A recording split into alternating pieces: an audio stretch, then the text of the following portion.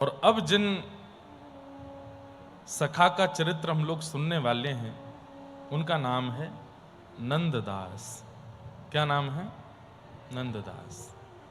बहुत सुंदर चरित्र है आपका और हम आप सब लोगों को शिक्षाप्रद करने का चरित्र है। श्री नंददास, आप गोस्वामी श्री तुलसीदास जी महाराज के चचेरे भाई थे,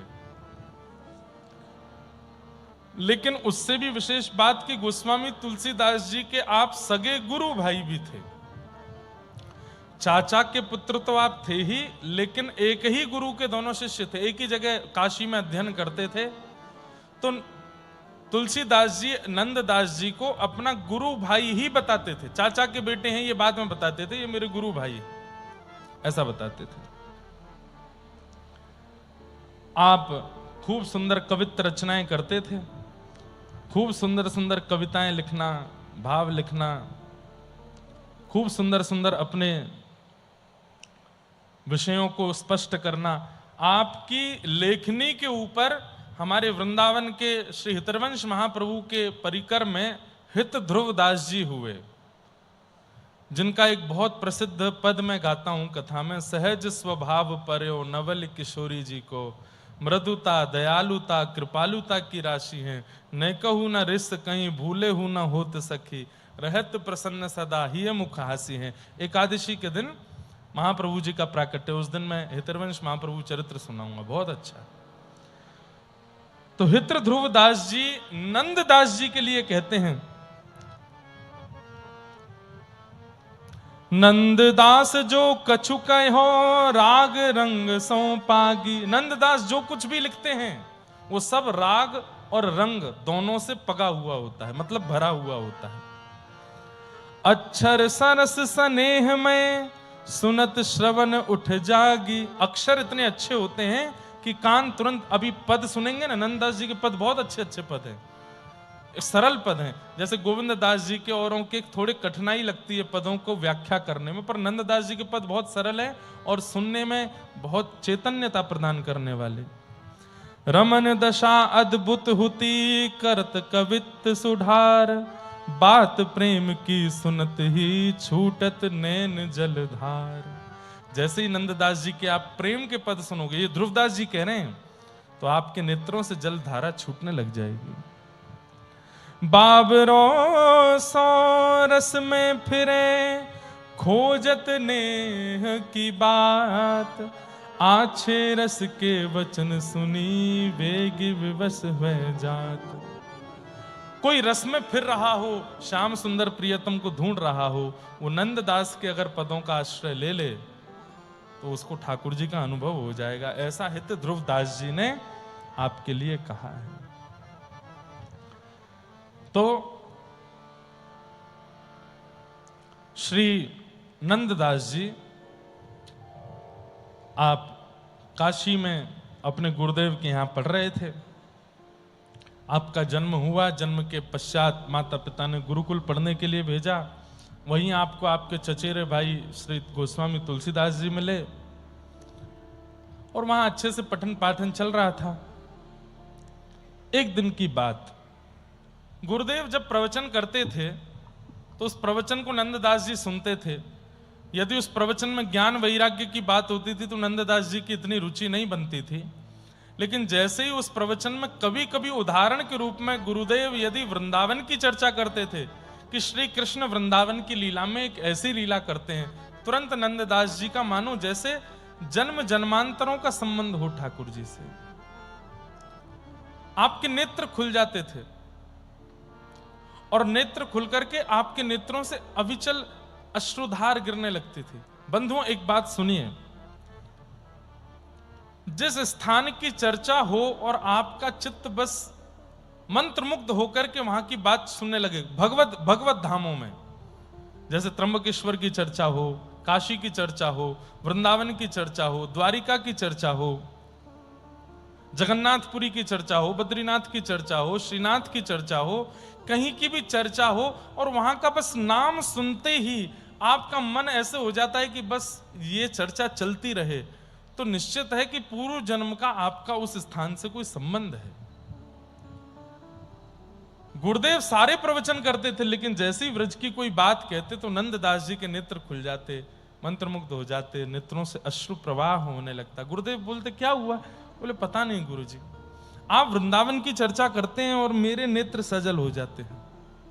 क्यों? ये नहीं पता। क्योंकि नंददास जी भगवान के द्वापर युग के अष्ट सखाओं में से एक सखा ही है। ये अष्ट सखा पूर्व के ही आए हैं दोबारा। यहां तक तो बात ठीक थी। एक दिन गुरुकुल में एक आचार्य जी आए दूसरे गुरुकुल के, ध्यान से सुनिएगा, और उन्होंने आकर के कहा कि भाई हम अपने गुरुकुल के छात्रों को लेकर के और कुछ यात्रियों को लेकर के यात्रा पर जा रहे हैं। तो कैसी यात्रा है? बोले काशी से अयोध्या जाएंगे, अयोध्या से वृंदावन जाएंगे, वृंदावन से और फिर हम द्वारिका जाएंगे, द्वारिका से फिर पुनः वापस आ जाएंगे। आपके आश्रम से छात्रावास से कोई चलना चाहे तो बता दीजिए, हम ले जाते हैं। उस समय ऐसे ही यात्रा होती थी। कोई एक यात्रियों का दल निकलता था, उसी में सब लोग हो लेते थे। अपने अपने तरीके से कोई नहीं जाता था। बैठ जाओ, सब शांति से विराज जाओ। तो जब ये कहा गया कि आपके यहां से कोई चलना चाहे तो बता दो, दो चार बालक और कुछ बड़े आचार्य जन तैयार हो गए। तो नंददास जी गए गुरुजी के पास, बोले गुरुजी मैं भी जाऊं। और नंददास जी को ना अयोध्या जाना था ना द्वारिका, उनको तो वृंदावन देखना था एक बार। नंददास जी का मैं ये दोष नहीं कहूंगा, पर गुण भी नहीं कहूंगा। एक उनका स्वभाव था, वो रूप के प्रति बहुत आकृष्ट हो जाते थे। सुंदर रूप यदि उनको दिखता था तो वो अपने वश में नहीं रह पाते थे, बस देखने ही लगते थे। अब सामने वाले को चाहे कितना भी अनुचित लगे, लेकिन वो देखते ही थे। और ऐसे देखने लगते थे ढीठ बन के, ढीठ बोलते हैं बिल्कुल बेशर्म बोल दो, ढीठ बन के देखते थे। और ये लक्षण गुरुजी भी जानते थे और गोस्वामी तुलसीदास भी जानते थे नंददास जी का। तो दोनों को बड़ा डर लगता था कि भाई ये नंददास मन का बुरा नहीं है, लेकिन कभी कभी हमने गंगा घाट काशी में इसको देखा है, ये रूप देख करके ऐसे देखने लगता है कि सामने वाला व्यक्ति बेचैन हो जाता है, कहीं कभी कोई इसके साथ कोई दुर्घटना ना हो जाए, कोई कुछ गलत ना हो जाए। तो इसलिए नंददास जी को बाहर भेजने में गुरुदेव और तुलसीदास जी दोनों संकोच करते थे। आज नंददास जी ने बड़े करुण भाव से गुरुदेव से कहा, गुरुजी क्या मैं यात्रा पे जा सकता हूं? गुरुजी ने तुरंत तुलसीदास जी को देखा तो तुलसीदास जी बोले नहीं गुरुजी। बोले देखो नंददास, हमको भेजने में कोई दिक्कत नहीं है, पर तुम्हारा एक लक्षण है, हमको उससे बहुत डर लगता है। भाई समाज संसार है, तुम तो मन के स्वच्छ हो, पर तुम्हारी दृष्टि कई बार ऐसी हो जाती है, सामने वाला कहीं तुम पर आरोप प्रत्यारोप आक्षेप लगा दे तो फिर कहां जाओगे? गुरुजी मैं ध्यान रखूंगा, मैं ऐसा कुछ भी नहीं होने दूंगा जिससे आपके ऊपर कोई बात आवे, मुझे एक बार जाने दीजिए ना। नहीं माने, रात भर चरण दबाए, फिर गोस्वामी तुलसीदास जी के पास बैठे, बोले भैया आप ही कह दीजिए ना गुरुदेव से, एक बार मुझे वृंदावन जाना है, बस एक बार नंद नंदन श्याम सुंदर का दर्शन करना। बोले तुम्हारी भक्ति की बात सुनते हैं तो मन करता है भेज दें, लेकिन तुम्हारा स्वभाव गुण जो है उससे बहुत डर लगता है। नंददास जी बोले मैं वचन देता हूं, कुछ नहीं बिगड़ेगा, आप मुझे जाने दो। गोस्वामी जी ने दूसरे दिन सुबह गुरुदेव से बात की और कहा गुरुदेव भेज दीजिए, अब राम जी जो चाहेंगे वो हो ही जाएगा, आप भेज दीजिए, और मुझे वचन दिया है वो ध्यान रखिएगा। ठीक है। और नंददास जी तो बड़े प्रसन्न होकर के निकल पड़े। अयोध्या गए, सरजू जी गए, सब जगह दर्शन करते करते जैसे ही वृंदावन पहुंचे हैं, वृंदावन की दिशा सामने आते ही नंददास जी के नेत्र सजल हो गए। अब एक बात आप सोचेंगे कि इनके अंदर एक विकार भी है, लेकिन भक्ति कैसी प्रेम युक्त है वो भी तो देखिए। भले ही रूप देखने का विकार चित्त में है, परंतु प्रेम भक्ति कैसी है वृंदावन के प्रति। वहीं से ही दंडवत करने लगे, श्री वृंदावन में जाकर के वृक्षों को प्रणाम करने लगे, वृक्षों को आलिंगन करने लगे, उस समय के प्रकट मंदिरों के दर्शन करने लगे, गिरिराज पर्वत का दर्शन किया, श्री यमुना जी का दर्शन करके तो निहाल हो गए। एक ही काम करते रहे, क्या? वृंदावन की परिक्रमा। जितने दिन वृंदावन में रहे, सब यात्री इधर उधर घूम रहे हैं, पर ये वृंदावन की परिक्रमा से दूर ही नहीं गए, बस घूमते ही रहे, घूमते ही रहे, और रोमें विलखें और केवल वृंदावन की परिक्रमा करें। 4-5 दिन वृंदावन में रहने के बाद सब यात्रियों ने कहा अब आगे की यात्रा पर चलें। तो नंददास जी बोलते एक दिन और रुक जाइए, अभी गोकुल देख लेते हैं। अगले दिन बोले एक दिन और रुक जाइए, नंदगांव देख लेते हैं, एक दिन और रुक जाइए। ऐसे करते करते नंददास जी ने उस यात्रा को 1 महीने तक वृंदावन में रोक के रखा। 1 महीना बाद सब चिढ़ गए नंददास जी से, बोले ये कोई हमारा भरण पोषण करने वाला है? इसकी बात मान करके आप यात्रा को 1 महीने से वृंदावन में रोके हैं। अरे वापस काशी भी जाना है, अभी द्वारिका तक भी पहुंचना है, चलिए अब यहां से। और सबने निश्चित कर लिया कि कल तो हम चले ही जाएंगे। नंददास जी रात भर सोए नहीं, और आपने फिर कहा कि अब मैं रह भी नहीं पाऊंगा वृंदावन के बिना। और सुबह प्रातःकाल सबके उठने से पहले ही आप यात्रा छोड़ करके और वृंदावन के सघन कुंज में जाके बैठ गए। सुबह होकर के यात्रियों ने सबने ढूंढा, लेकिन नंददास जी नहीं मिले। और सब लोगों ने सोचा भलिया है, बला थी सिर पर, छूट गई छूट जान दो, चलो आगे। और सब इनको वृंदावन में छोड़ के द्वारिका प्रस्थान कर गए।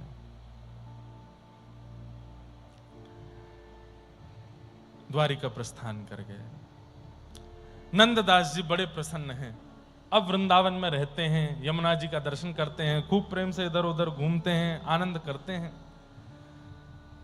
लेकिन एक दिन यमुना जी के तट पर बैठे बैठे आपके मन में आया कि मैंने बिना गुरुदेव से आज्ञा लिए, बिना अपने आचार्य को बताए वृंदावन धाम में रहना स्वीकार किया, कहीं इसका अपराध तो नहीं लग जाएगा मुझे।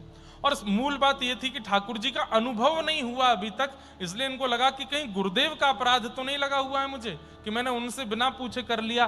तो इन्होंने तुरंत अपना सामान उठाया और एक क्षण में ही दौड़े। यात्रा ज्यादा दूर नहीं पहुंची होगी, मैं चला जाता हूं, यात्रा में ही दोबारा सम्मिलित होकर काशी जाके गुरुदेव से आज्ञा लेके, नहीं मानेंगे तो मनाऊंगा, पर उनको मनाए बिना वृंदावन नहीं आऊंगा। चले गए। लेकिन स्थिति क्या हुई, ध्यान से सुनना। अब जिस रास्ते से यात्रा वृंदावन में प्रवेश करी थी वो रास्ता इनको पता था। ये दौड़ करके उस रास्ते पे जाएं और दौड़ते दौड़ते दौड़ते दौड़ते शाम हो जाए, और शाम को आकर के क्या देखते हैं, जहां से दौड़ना शुरू किया था दौड़ के वहीं आ गए, यमुना जी के तट पर। स्थिति ये हो गई कि पहले ये वृंदावन का त्याग नहीं कर रहे थे, अब वृंदावन इनको नहीं छोड़ रहा था। बहुत प्रयास किया, अलग अलग मार्गों से बाहर निकलने का प्रयास किया, लेकिन घूम फिर करके ये वहीं आ जाते। मन में विचार किया कि अब तो वृंदावन ही बाहर जाने का निकास मार्ग बंद कर दिया है मेरे लिए, अब मैं क्या करूं। तब आप रज से प्रणाम करते हैं, यमुना जी को प्रणाम करते हुए कहते हैं कि मेरी आगे की गति क्या होने वाली है, या तो उस गति की ओर मुझे ले चलिए, या फिर मुझे स्पष्टीकरण कर दीजिए कि मेरे को जीवन में ठाकुर जी मिलेंगे कि नहीं। अब वृंदावन में रहना ही है तो इसका स्पष्टीकरण किसी घटना के माध्यम से, लीला करिए तो सही मेरे साथ। इस प्रकार रज से, यमुना जी से, ब्रज भूमि से प्रणाम किया। और आप एक दिन भ्रमण कर रहे थे, एक सुंदर कुआं था, कुआं जानते हैं जिससे पानी आता है, उस कुएं पर जाकर के आप स्नान कर रहे थे। अब बहुत सावधानी से सुनिएगा, क्योंकि असावधानी करेंगे तो इस लीला के प्रति आपका दोष भाव प्रकट हो सकता है। बहुत सावधानी से सुनना। एक कुआं पर आप स्नान कर रहे थे, और उस कुएं के सामने एक क्षत्रिय व्यक्ति का घर था। उस क्षत्रिय व्यक्ति की पत्नी छत्राणी वो छत पर खड़े होकर के अपने गीले बालों को सुखा रही थी और स्नान करते करते नंददास जी की उस पर दृष्टि पड़ी। जैसे ही दृष्टि पड़ी, ये तो देखते ही रह गए उसको।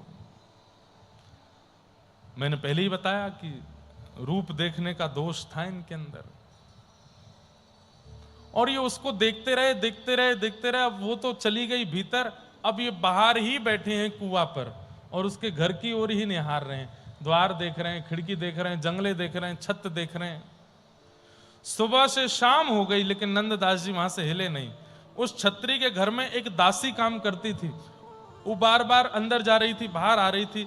उसने नंददास जी को 3-4 बार देखा। मन में आया कि कौन है, यहां क्यों बैठे हैं।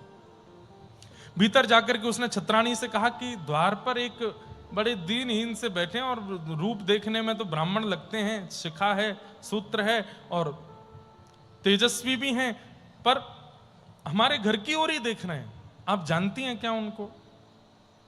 छत्राणी ने झांक करके जंगले से देखा, बोले नहीं हम तो नहीं जानते इनको, जाके पूछो क्या बात है। दासी ने जाकर के नंददास जी से पूछा, आप हमारे घर के द्वार पर बैठे हैं, कारण? झूठ नहीं बोला, सत्य बता दिया। बोले अंदर और कौन रहता है? बोले हमारे मालिक मालकिन रहते हैं। और भी कोई है? बोले नहीं, बस मालिक मालकिन हैं, उनके पिताजी वृद्ध और उनकी वृद्ध माता जी हैं। अच्छा, मैं सुबह स्नान कर रहा था तो ऊपर छत पर कोई बाल सुखा रही थी, वो कौन थी? हमारी मालकिन होंगी, उनका रूप बहुत सुंदर है, उनको देखने के लिए बैठा हूं मैं यहां पे। आप उनसे बोल देंगे कि वो छत पे आ जाएं? सुनकर के दासी के तो ताम्रवर्ण हो गया। कैसी बात करता है धूर्त, तू शर्म नहीं आती इस तरीके से बोलने में? इसमें शर्म की क्या बात है? उनका रूप सुंदर है और रूप इसीलिए तो मिलता है कि देखा जा सके। आप उनको बोलिए ना, बस एक क्षण दिख जाएं। मैंने जल भी नहीं पिया सुबह से और ना मुझे भूख लग रही है ना मुझे प्यास लग रही है, बस मैं एक बार उनको देख लूं फिर मैं जलपान करूंगा। दासी दौड़ करके भीतर गई और सिर पकड़ करके बोली, ये कैसी बला आ लगी है घर पर। वो बाहर खड़ा है आपको देखने के लिए, सुबह उसने आपको देख लिया था, तब से वो आपकी ही देखने की प्रतीक्षा में है। अब तो वो छत्राणी घबरा गई, बोले ये कैसा, अरे घर में सबको पता चलेगा, सब क्या सोचेंगे, सबके मन में क्या बात आएगी, इसको कैसे भी भगाओ ना यहां से। खूब प्रयास किया। नंददास जी बोले मैं चला जाऊंगा, एक बार उनसे कह दो मुझे दिख जाए। दासी ने जाके कहा, सब जगह बात फैले, घर में बात जावे, आप उससे बढ़िया एक बार छत पे जाके इसको दिख जाओ, ये चला जाएगा। और वो छत्राणी जाकर के, बड़ा अटपटा सा चरित्र है नंददास जी का, सुनिए। वो दासी छत्राणी छत पर आकर के खड़ी हो गई और नंददास जी ने उसको देख लिया और जैसा कहा था वैसा ही, बस एक झलक देख करके तुरंत कुएं का जल लेके फिर पानी पिया, जलपान किया। वो वहां से चली गई, आप भी चले गए। दासी और छत्राणी बोली, बला गई, भगवान पता नहीं कभी कभी क्या परीक्षा लेते हैं। अगले दिन भोर में दासी जैसे घर पर आई तो क्या देखती है, नंददास जी फिर से बाहर बैठे हैं और वहीं देख रहे हैं। दासी बोली, अब क्या चाहिए? आज का कोटा भी तो उनके दर्शन से ही पूरा होगा, उनसे बोल दीजिए छत पे आ जाएं। क्या कर रहा है तू? मुझे भोजन नहीं सुहाता, मुझे जल नहीं सुहाता।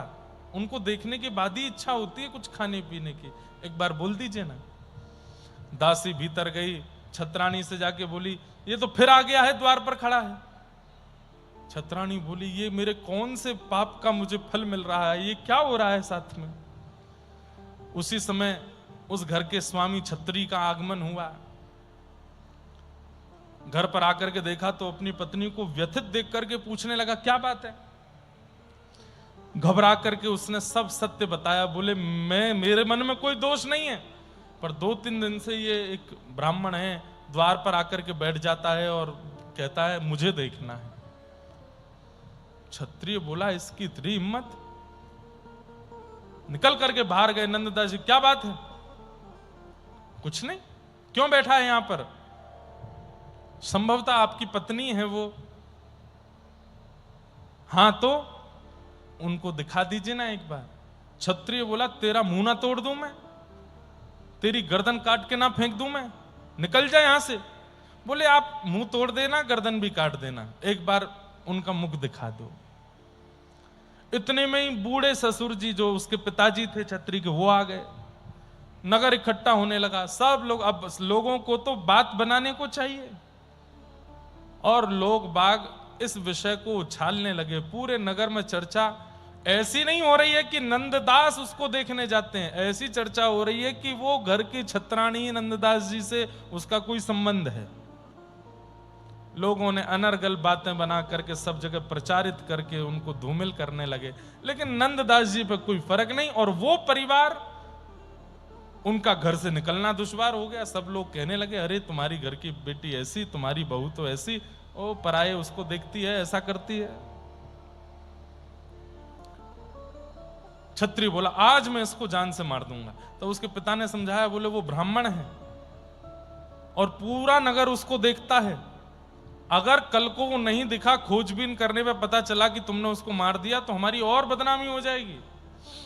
बोले क्या करें, हाथ पे हाथ धरे बैठे रहें, वो तो रोज आता है यहां पर। छत्राणी का रो रो के बुरा हाल, वो घर से नहीं निकलती है। तब आप लोगों ने निर्णय लिया, बोले हम एक काम करते हैं। बोले क्या? हमारे गुरुदेव गोसाई श्री विठलनाथ जी गोकुल में विराजते हैं। देखो ठाकुर जी कभी कभी गुरु आश्रय कैसे करवाते। हमारे गुरुदेव क्षत्रियों के उनके गुरु थे गोसाई श्री विठलनाथ जी, वल्लभाचार्य जी के पुत्र, श्रीनाथ जी की सेवा करते हैं। वो गोकुल में विराजते हैं और हम लोगों पे धन वन भी खूब ज्यादा है, तो रात रात में किसी को पता नहीं लगने देते हैं, और ये नगर छोड़ करके हम लोग गोकुल चले जाते हैं। ये बला भी छूट जाएगी, गुरुदेव की सन्निधि भी मिल जाएगी, ब्रजवास भी हो जाएगा। और सब लोग इस पर रजामंदी हो गए।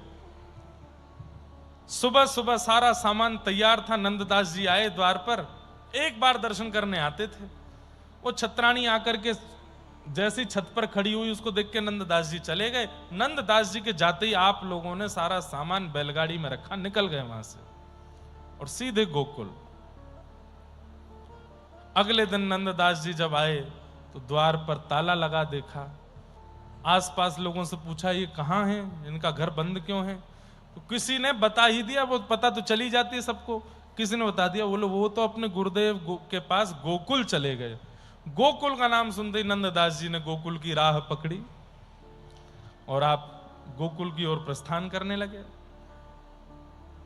अब परिवार तो सोचिए 12 घंटे पहले निकल गया था, पर नंददास जी में दर्शन की इतनी लालसा थी, दर्शन था जाने क्या ही था, वो इतनी तेज दौड़े कि वो लोग यमुना जी के तट पर पहुंचे हैं, सामान उठा उठा करके नाव में धर रहे हैं। इतने तो नंददास जी वहां आ गए, और सामान धरते हुए दासी ने पीछे घूम करके देखा तो नंददास जी एक पेड़ पर ऐसे हाथ लगाए खड़े और मधुर छत्राणी को देख रहे हैं। दासी दौड़ी दौड़ी गई, बोली ये बला तो यहां भी आ गई। बोले कहां है? बोले वो खड़ा। नंददास जी मानो जैसे प्रेत जैसे दिखने लगे इन लोगों को। बोले ये कैसे कहीं भी प्रकट हो जाता है?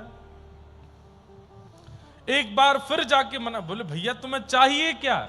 कुछ नहीं चाहिए, तो उनको देखना है बस। कैसे बेशरम हो तुम? अरे वो किसी की पत्नी है, किसी की बेटी है, किसी की बहू है, इतनी तो लाज। तो बोले मैं कुछ कह रहा हूं आपसे? मैंने ये तो कहा नहीं कि मेरा विवाह कर दो, मैंने ये तो कहा नहीं कि मुझे उनसे मिला दो या मेरा कुछ उनसे वार्ता करा दो ना, देखना ही तो है।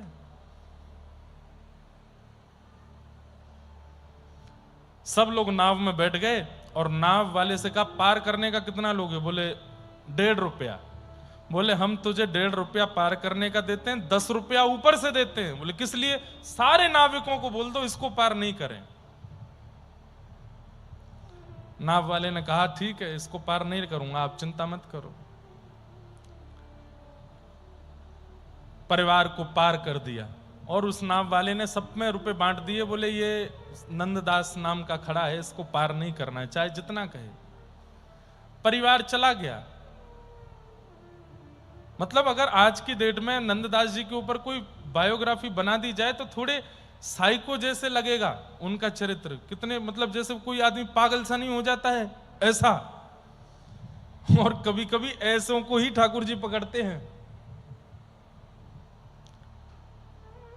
प्रेम तो है चित्त में, पर अभी उस प्रेम को राह दिखाने वाले गुरु नहीं मिले। गंगा जी तो अवतरित हुई हिमालय से, लेकिन आगे आगे भगीरथ जी चल रहे हैं राह दिखाते हुए, तब जाकर के सागर में मिली हैं। ऐसे ही प्रेम सबके चित्त में होता है, भाव सबके चित्त में होता है, लेकिन उसको सही पथ दिखाने वाला गुरु चाहिए। दोष नाम की कोई वस्तु संसार में होती नहीं है, ध्यान से सुनिएगा।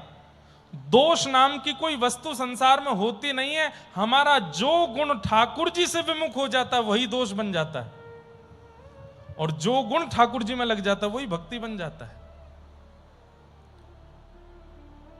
दोष नाम की कोई वस्तु नहीं होती। क्रोध दोष नहीं है, संसार में है तो दोष है, ठाकुर जी के प्रति हो जाए तो। कल देख रहे थे गोविंद दास, ठाकुर जी कोई गोटी मार रहा है, ठाकुर जी से ही लड़ रहा है, वहां क्रोध का अनुभव हो रहा था ना, प्रेम का अनुभव हो रहा था। मोह यदि दोष है तो कब है, जब संसार में है, लेकिन वही भजन में है तो वो दोष नहीं है। लोभ, किस बात का लोभ, इसका भजन मुझसे ज्यादा हो रहा है, ये मुझसे ज्यादा दिगंबरा दिगंबरा जप रहा है, लोभ, इससे ज्यादा करना है मुझे। अब यही संसार में हो जाए तो दोष बन जाता है, पापगामी बना देता है, और भजन में बन जाए तो भगवत प्राप्ति करा देता है। काम संसार में हो तो दोष है, लेकिन गोपियों की तरह ठाकुर जी में हो तो भक्ति है। तो दोष नाम की कोई वस्तु है नहीं, बस हमारा जो गुण संसार में है वो दोष है, वही गुण ठाकुर जी में है वो भजन है, भक्ति है। पूरा क्षत्रियों का परिवार पहुंच गया गोकुल, जाकर के गुसाई श्री विठलनाथ जी को प्रणाम किया। विठलनाथ जी बड़े प्रसन्न हुए और सब आनंद में बोले, गुरु जी बस अब सब छोड़ आपकी शरण में आ गए। अरे वाह, बहुत बढ़िया किया। भूख लगी होगी, लगाओ भाई पत्तल लगाओ। कितने लोग थे? 4 लोग थे, छत्री, छत्राणी, उसके पिता और माता, लेकिन 5 पत्तल लगाई गई, 5 पत्तल लगाई। दासी भी थी, 6 पत्तल लगाई। अब परिवार के लोग पत्तल देखें, और वो खाली पत्तल जब देखी तो डर तो लग ही रहा था नंददास कहीं भी आ जाता है। गुरुजी हम तो 6 ही लोग हैं, ये 5वीं पत्तल किसके लिए? गुसाई श्री विठलनाथ जी मंद मंद मुस्का के बोले, यमुना के उस पार भी एक भूखा खड़ा है, उसको भी भूख लगी है, वो भी पाएगा। अब तो इनके आंखों से आंसू छूट गए। बोले, गुरुजी उसका नाम मत लीजिए आप, हमको वो प्रेत के जैसा दिखाई दे रहा है, उसने हमारा, हम तो ब्राह्मण जान के उससे कुछ कह नहीं रहे, ऐसा कर रहा है। गुसाई जी बोले, मुझे सब पता है, पर भैया इस संसार में दोष नाम की कोई वस्तु होती नहीं है। उसके अंदर देखने का शौक है, वो सुंदरता के पीछे मरता है। अभी उसने नंद नंदन को देखा नहीं है ना। तुम लोग चिंता मत करो, यहीं बैठ जाओ गोकुल में। अब 2 दिन का समय दो, 2 दिन बाद अपनी पत्नी को उसके सामने खड़ा करना, देखने की भी इच्छा प्रकट हो जाए तो हमारा नाम बदल देना। और हमने नाव भेजी है उसको बुलाने के लिए, बुलाओ। एक नाविक गया, नंददास सुबह से बैठे थे, हाथ जोड़ रहे थे नाव वालों के, कोई भी उनको पार नहीं कर रहा था।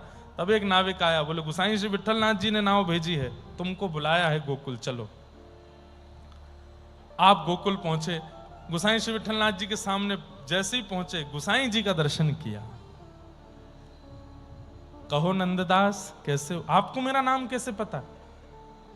मैंने तो ऐसे ही बोल दिया, तुम्हारे मुख से लग रहा था कि हम नंद नंदन के दास हैं और तुम उनके प्रेमी लगते हो, तो नंददास बोला। कैसे हो? अच्छे हैं, प्रसाद पाओ। प्रसाद पवाया, चलो आओ तुम्हें दर्शन कराता हूं।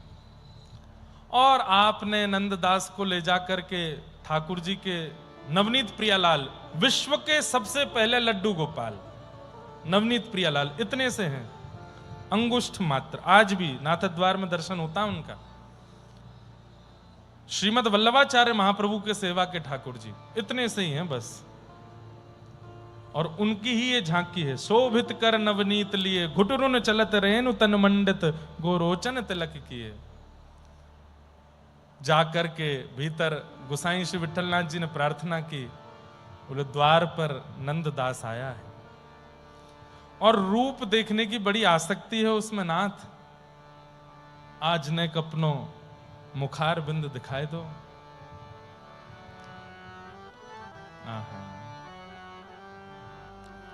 आज कृपा कर दो ना नाथ। ऐसी आसक्ति, ऐसी दृढ़ता किसी को देखने की मैंने पहली बार देखी है किसी में। पागल है, बावला है सुंदरता देखने के लिए, दिखा दीजिए ना अपना रूप। संसार से छूट के जब आपको देख लेगा तो हो सकता है कि आपके ऐसे यश का गान करे, गुण का गान करे कि पूरा विश्व कृतार्थ हो जाएगा। और गुसाई श्री विठलनाथ जी ने 1.5 घंटा श्री नवनीत प्रियालाल जी को मनाया। पलना झूल रहे हैं ठाकुर जी और मनाते हुए कहा, जय जय, बस मैं इसी आशा में खोल रहा हूं दर्शन कि आप उसको अपना रूप लखाओगे। और जैसे ही कपाट खोले हैं, पलना पर ऐसे हाथ में नवनीत लिए और एक हाथ नीचे है, 2 घुटनों पर ठाकुर जी सुंदर यशोदा मैया की चुनरी पहने छोटे से लड्डू गोपाल झूल रहे हैं झूला। और जैसे ही कपाट खुले, नंददास जी ने नेत्र खोल करके सामने देखा।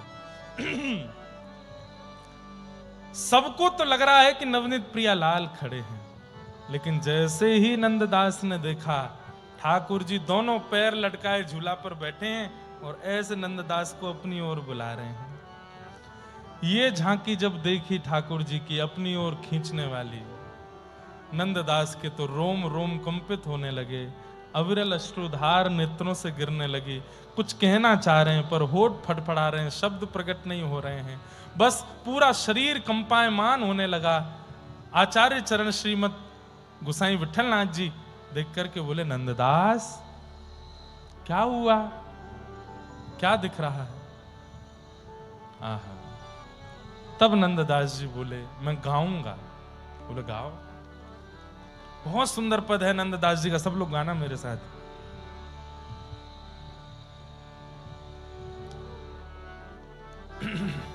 नंद भवन को भूषण माई, नंद भवन को भूषण, नंद भवन को भूषण माई, नंद भवन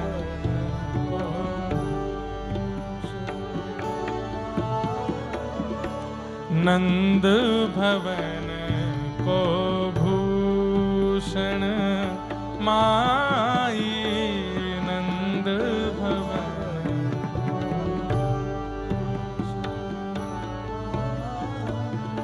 यशोदा को लाल वीर हलधर को, यशोदा को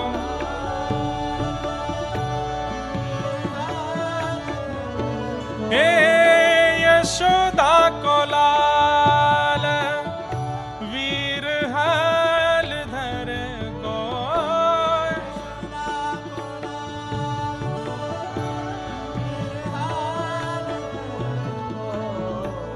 राधा रमण परम सुखदाई, राधा रमण परम, हे राधा रमण परम सुखदाई, राधा रमण परम, नंद भवन को भूषण माई, नंद भवन। बोलो नंद के लाला की जय।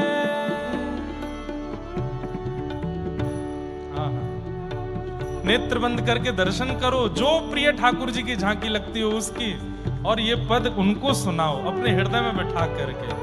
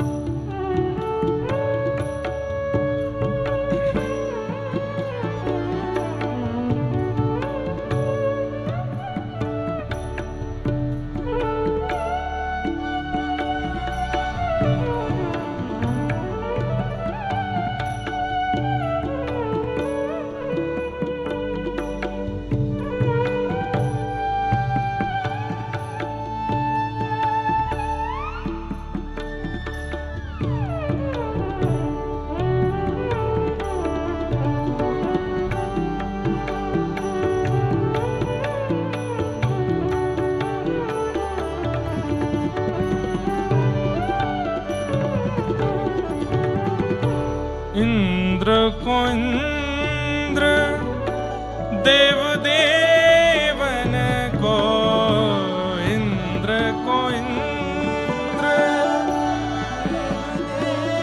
कौन है जो सामने बैठे हैं? इंद्र को इंद्र देव देवन को, इंद्र को।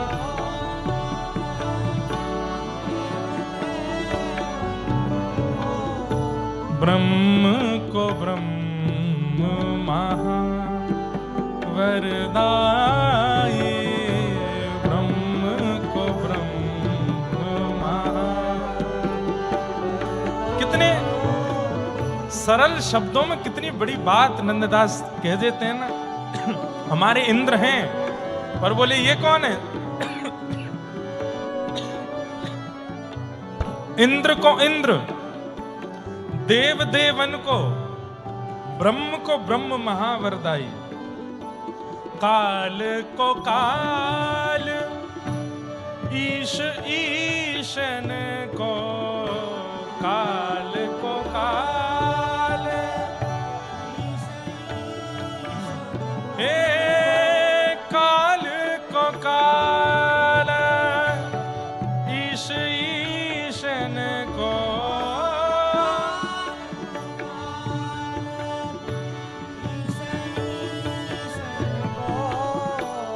वरुण को वरुण महा बलदाई, वरुण को वरुण महा बलदाई।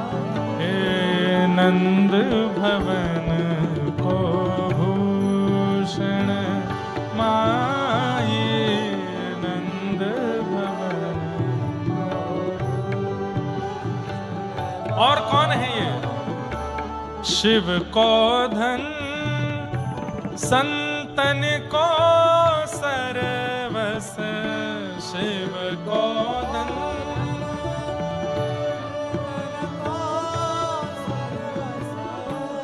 शिव को धन संतन को सर्वस, शिव को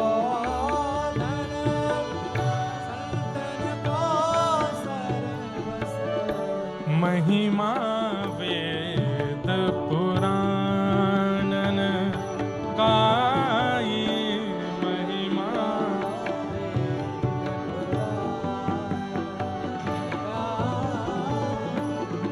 नंददास को जीवन गिरधर,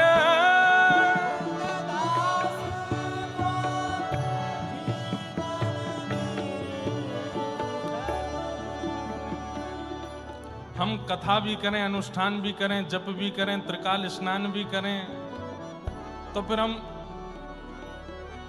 हमको ही मिल जानी चाहिए ठाकुर जी आपको क्यों सुना रहे हैं हम कथा। अरे ऊंचे स्वर में इसलिए गाते हैं ताकि आपकी आवाज सुनाई दे हमको। बैठे हो दत्त धाम में, ऐसे पावन सानिध्य में, वैदिक जनों के, गुरु जनों के, गोदावरी जी के तट पे एक तरफ गोदावरी, पीछे दत्त प्रभु हैं, बीच में भागवत जी की मधुर त्रिवेणी संगम हो रहा है और आप लोग शांत बैठे हो। अरे आपका मन रूपी मयूर क्यों नहीं नाच उठता है सुन के? गाइए ना हमारी तरह। नंद दास को जीवन गिरधर,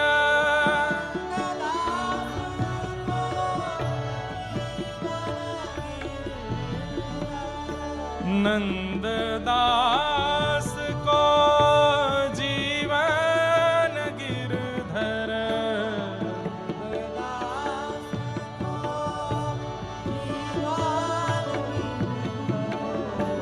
गोकुल मंडन कुंवर कन्हाई, गोकुल मंडन हे नंद दास को जीवन गिरधर,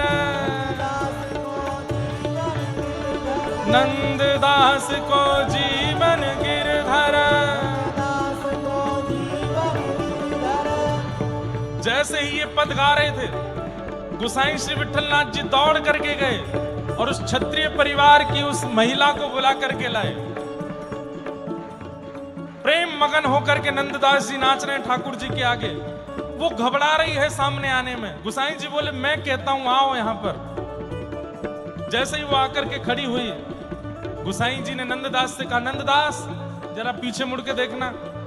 पीछे मुड़ करके जब उसी महिला को पुनः देखा, नंददास जी ने चरणों में प्रणाम कर लिया और प्रणाम करके कहा गुरुदेव अब इनके अलावा और किसी को देखने की इच्छा नहीं है।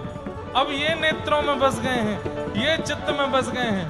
और उछल करके नृत्य करके गाने लगे। नंददास को जीवन गिरधर, नंददास को जीवन गिरधर, नंददास को, नंददास को जीवन गिरधर, नंददास को जीवन गिरधर। हे गोकुल मंडन कुंवर कन्हाई, गोकुल मंडन कुंवर। हे राधे राधे गोविंद गोविंद राधे, हे राधे राधे गोविंद गोविंद राधे, हरि गोविंद राधे गोपाल राधे, भजो गोविंद राधे गोपाल राधे, हे भजो हगाओ हे बोलो राधे राधे गोविंद गोविंद राधे, राधे राधे गोविंद गोविंद राधे, गोविंद राधे गोपाल राधे, गोविंद राधे गोपाल राधे, हे भजो राधे राधे गोविंद गोविंद राधे, राधे राधे गोविंद गोविंद राधे। हे नंददास को जीवन गिरधर, नंददास को, हे गोकुल मंडन कुंवर कन्हाई, गोकुल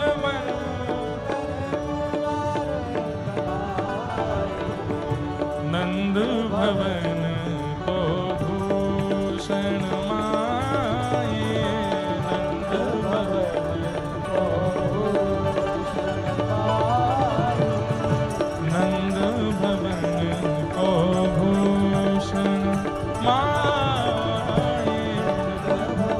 जय जय श्री राधे, जय जय श्री राधे, जय जय श्री राधे।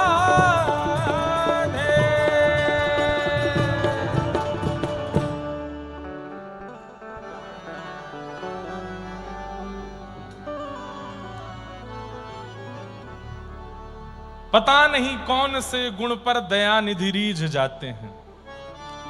ये दयानिधि आपसे कब कहां कैसे रीझ जाते हैं कुछ पता नहीं है। कहां अत्यंत विकार युक्त श्री नंददास जी का जीवन चल रहा था और कहां गोपाल जी को इतने प्रिय लग गए कि बस एक झलक में, कहां तो लोगों 10-10, 20-20, 50-50 साल तक दर्शन करते रहते हैं नित्य प्रति, तब भी उन पर कोई कृपा नहीं होती, और किसी किसी को एक झांकी